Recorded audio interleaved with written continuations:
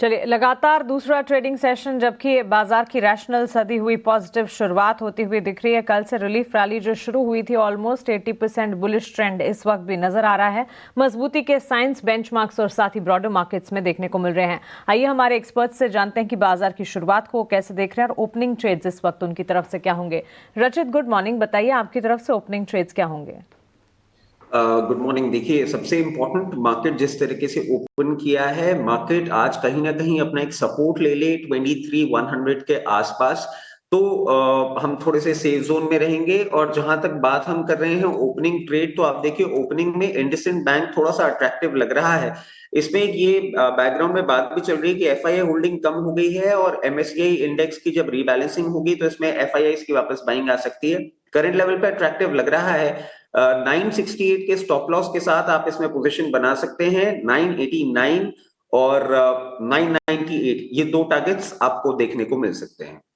IndusInd bank में खरीदारी की राय इस वक्त 2% की तेजी देखने को मिल रही है। और बैंक्स एंड फाइनेंशियल्स की ही अगर बात करें, आज मजबूती का ट्रेंड यहां पर नजर आ रहा है। और इसके अलावा भी सरकारी बैंकों के प्रमुखों के साथ वित्त मंत्रालय की आज बैठक होने जा रही है, जिस पर खास फोकस होगा। फाइनेंशियल इंक्लूजन स्कीम्स की समीक्षा इस बैठक में होने की संभावना है। किरण, गुड मॉर्निंग, आप बताइए कैसे देख रहे हैं बाजार की शुरुआत को और क्या होंगे आपके ओपनिंग ट्रेड्स। तो एज एक्सपेक्टेड, जिस तरह से कल हमने एक रिकवरी देखी थी, आज का सत्र जो रहेगा कहीं ना कहीं कंसोलिडेशन वाला रहेगा। और हो सकता है कि सेकंड हाफ में हमें स्टॉक स्पेसिफिक तेजी कंटिन्यू देखने को मिले। तो दो स्टॉक्स हम बाय दे रहे हैं एज एन ओपनिंग ट्रेड, और कहीं ना कहीं दोनों सरकारी कंपनी है। सो पहला है कोल इंडिया। कोल इंडिया की अगर आप देखोगे तो जिस तरह से हमने करेक्शन देखा था 540 से, हम देख रहे हैं कि स्टॉक 380 तक आ चुका है, अपनी सभी इंपॉर्टेंट मूविंग एवरेज के नीचे ट्रेड कर रहा है। लेकिन 3 बार पॉजिटिव डाइवर्जेंस हमें डेली चार्ट के ऊपर दिख रहा है। जिस तरह से 370 के लेवल को होल्ड कर रखा है, देयर आर चांसेस कि हम 400 रुपए तक की रैली 3 से 4 दिन में देख सकते हैं। तो कोल इंडिया आप करंट मार्केट प्राइस से लॉन्ग करके जा सकते हैं। 370 के नीचे का आप स्टॉप लॉस मेंटेन कीजिए और ऊपर में 400 तक के टारगेट आपको 2 से 3 दिन में देखने को मिल सकते हैं। दूसरा, इंश्योरेंस कंपनी के अंदर हमें जीआईसी काफी अच्छा लग रहा है। एक तो फन फैक्ट ये है कि 2017 के आईपीओ आने के बाद फर्स्ट टाइम वो 400 के लेवल को क्रॉस कर रहा है। तो कहीं ना कहीं ये एक पॉजिटिव पॉइंट है। दूसरी तरफ आप देखोगे तो इसके वीकली चार्ट के ऊपर असेंडिंग ट्रायंगल पैटर्न ब्रेकआउट जो था वो 420 400 के आसपास का था, उसको रीटेस्ट किया हुआ है। और कल जो इस प्रकार की रिकवरी थी, स्टॉक वापस अपने 50 दिन की मूविंग एवरेज के ऊपर आया है। तो मेरे हिसाब से यहाँ पे एक बार लॉन्ग डेफिनेटली इनिशिएट करना चाहिए। 420 के आसपास जीआईसी ट्रेड कर रहा है। करंट मार्केट प्राइस से आप लॉन्ग कीजिए। एक पोजिशनल स्टॉप लॉस जो है वो 400 रुपए का आप मेंटेन कीजिए। अगर 400 रुपए का लेवल टच नहीं होता है तो देर आर चांसेस कि आप 500 रुपए तक की एक रैली देख सकते हो। तो this is not only for the intraday, लेकिन आप थोड़ा लॉन्ग टर्म के प्रोस्पेक्टिव से भी जीआईसी लॉन्ग कर सकते हो। तो कोल इंडिया एंड जीआईसी हमारे दोनों ओपनिंग ट्रेड्स रहेंगे। ठीक है, जीआईसी आरई और साथ ही कोल इंडिया दोनों स्टॉक्स पर नजर है किरण जी की। और ये ट्रेड्स ओपनिंग ट्रेड्स के तौर पर आपको मिलते हुए। बाजार की शुरुआत में खरीदारी की ही ट्रेड्स इस वक्त हमारे एक्सपर्ट्स के रेडार पर हैं। सेक्टर स्पेसिफिक बाजार की चाल को अगर देखें, येट अनदर सेशन जबकि एफएमसीजी पैक से बिकवाली का दबाव है। आज फार्मा भी बैक सीट पर बैठे हैं, लेकिन energy, IT, mid select, reality और साथ ही ऑटोमोबाइल और मेटल क्षेत्र से आज मजबूती के साइंस नजर आ रहे हैं। देखिए, इंडेक्स स्पेसिफिक, सेक्टर स्पेसिफिक बाजार में मजबूती का रुझान है, लेकिन चुनिंदा प्लेयर स्टॉक्स जिन पर उम्मीद थी कि कल की तेजी जो है वो आज वापस से आगे बढ़ती हुई नजर आएगी, स्टॉक स्पेसिफिक मूव्स वहां पर नहीं देख रहे हैं। बजाज ट्विंस कल मजबूती का ट्रेंड दिखा रहे थे, आज ये नहीं चल पा रहे हैं। बायोकॉन में कल हमने 380 के अहम स्तर टूटते हुए देखे थे, आज बिकवाली का दबाव है। वहीं डिविज लैब ने सभी इंपॉर्टेंट मूविंग एवरेजेस के ऊपर कल क्लोजिंग दिखाई थी, लेकिन आज इस स्टॉक में भी of course pharma, health care, diagnostic में आज कमजोरी है, तो इंपैक्ट यहां पर पड़ता हुआ। लेकिन एसबीआई कार्ड्स, कल भी ये स्टॉक चल रहा था, आज भी इस स्टॉक में मजबूती के साइंस हैं। कल दिन के उच्चतम स्तर पर क्लोजिंग देखने को मिली थी और ये तेजी आज भी बरकरार है, करीब आधे % की बढ़त। रचित, एसबीआई कार्ड पर आपकी राय।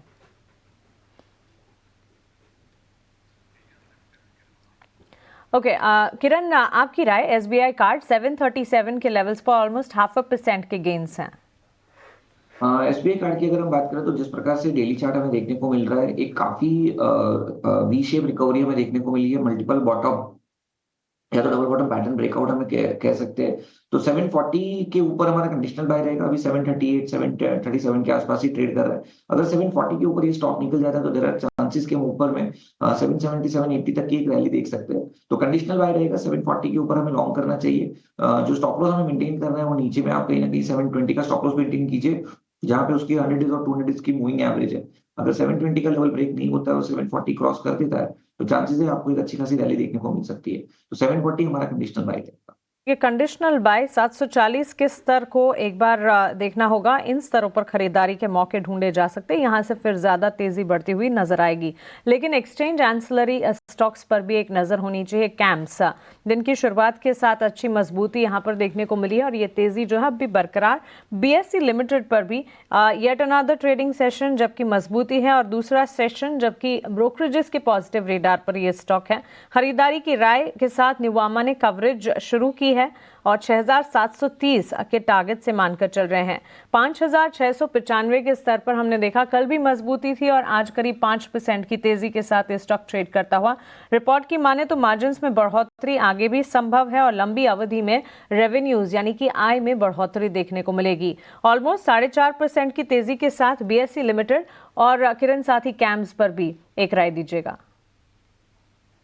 पहले तो हम कैम्स की अगर हम बात करें तो जिस प्रकार से डेली चार्ट हमें देखने को मिल रहा है, ओवरऑल एक अच्छी जो ट्रेंड था उसके बाद की जो करेक्शन है, काफी शार्प करेक्शन है। 50 डेज और 100 डेज मूविंग एवरेज को भी ब्रेक कर दिया है। कहीं ना कहीं जो नेक्स्ट सपोर्ट हमें देखने को मिल रहा है वो 200 डेज मूविंग एवरेज 4100 के आसपास है। सो मेरे हिसाब से करंट मार्केट प्राइस के पे लॉन्ग नहीं करना चाहिए, थोड़ा वेट एंड वॉच कीजिए। जिनके पास है उनको 4100 के नीचे का स्टॉप लॉस एक स्ट्रिक्ट मैनेज करना चाहिए और कोई भी गिरावट आती है इसमें, हालांकि लग रहा है कि गिरावट कंटिन्यू रह सकती है, तो 4100 से लेकर 4200 के बीच में आप लॉन्ग कीजिए और 4100 के नीचे का स्टॉप लॉस रखिए जो उसकी 200 दिन की मूविंग एवरेज है। तो किसी को फ्रेश खरीदारी करनी हो तो वेट एंड वॉच करना चाहिए कैम्स के अंदर।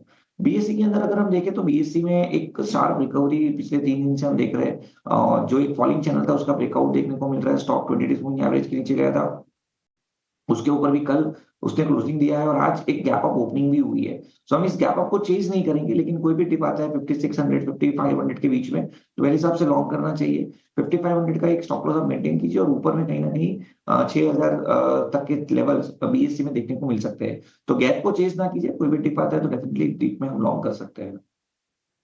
ठीक है, तो चलिए गैप को भी फिलहाल चेज नहीं करना है। बीएसई पे देखिए तमाम ब्रोकरेजेस की रिपोर्ट्स जो हैं बीएसई पे आती हुई दिख रही है, बड़े टारगेट्स दे रहे हैं, पर ये भी ध्यान रखना है कि जितनी भी ये ब्रोकरेज रिपोर्ट्स आती हैं ये इमीडिएट टारगेट्स नहीं बताते हैं। इनका जो नज़रिया होता है वो नेक्स्ट 12 महीने 18 महीने का होता है, तो उसको ध्यान में रख के ही अगर आप शॉर्ट टर्म के लिए देख रहे हैं तभी आप देखिए बीएसई पर पिछले हाल फिलहाल 3 से 4 दिनों में एक अच्छा मूव ऑलरेडी आ चुका है इस पर्टिकुलर काउंटर में, इसको भी नोट ज़रूर करिएगा। अभी अगर हम देखें तो हालांकि इंडेक्स तो अपने आप को होल्ड करने की कोशिश कर रहा है, पर जैसा कि हम बता रहे थे कि ऑटोज़ में अब धीरे धीरे करके एक चर्निंग ज़रूर हो रही है। हर दूसरे दिन हम देख रहे हैं कि कोई एक दो ऑटो काउंटर्स जो हैं लीड लेते हुए नजर आ रहे हैं और आज लग रहा है कि बारी है मारुति सुजुकी और साथ ही बजाज ऑटो की, क्योंकि देखिए ऑटो की इस पूरी पिटाई में इन दोनों काउंटर्स की भी पिटाई जमकर हुई थी। पर मारुति सुजुकी के लिए अब काफ़ी इंटरेस्टिंग टाइम आने वाला है, क्योंकि देखिए ईवी का पेनिट्रेशन इंडिया में मात्र 2% ही है, पर मारुति सुजुकी का पैसेंजर व्हीकल में जितना मार्केट शेयर है वो 40% से भी ज़्यादा है। तो ऐसे में दिग्गज मारुति सुजुकी जब मार्केट में उतरेगी अपनी ईवी को लेकर, किस तरीके का इकोसिस्टम वो बिल्ड करती है, इसको काफ़ी नज़र में रखना होगा। किरण, एक बार आपसे समझना चाहेंगे 12,000 के ऊपर निकला है, कैसे देख रहे हैं आप? तो डेली चार्ट के ऊपर मारुति का अगर हम चार्ट देखें तो जिस प्रकार से एक रिकवरी आई है, डेली चार्ट पे क्लियर कट एक फ्लैट पैटर्न ब्रेकआउट हमें देखने को मिल रहा है। काउंटर अपनी सभी इंपॉर्टेंट मूविंग एवरेज के ऊपर जिस रिकवरी से आया है, जो स्पीड से आया है, डेफिनेटली ये रिकवरी कंटिन्यू रह सकती है। No doubt 200 days moving average का जो रेजिस्टेंस है वो 12150 का है, तो वहां पे थोड़ा कंसोलिडेट हो सकता है, लेकिन मेरे हिसाब से कोई भी डिप मिले या करंट मार्केट प्राइस से लॉन्ग करना चाहिए। 11800 के नीचे का एक्स्ट्रा स्टॉप लॉस मेंटेन कीजिए। अगर 11800 ब्रेक नहीं होता है तो there are very good chances कि हम 13,000 तक की एक रैली मारुति के अंदर डेफिनेटली देख सकते हैं। तो काफी एक स्ट्रॉन्ग रिकवरी मेरे हिसाब से लॉन्ग करना चाहिए।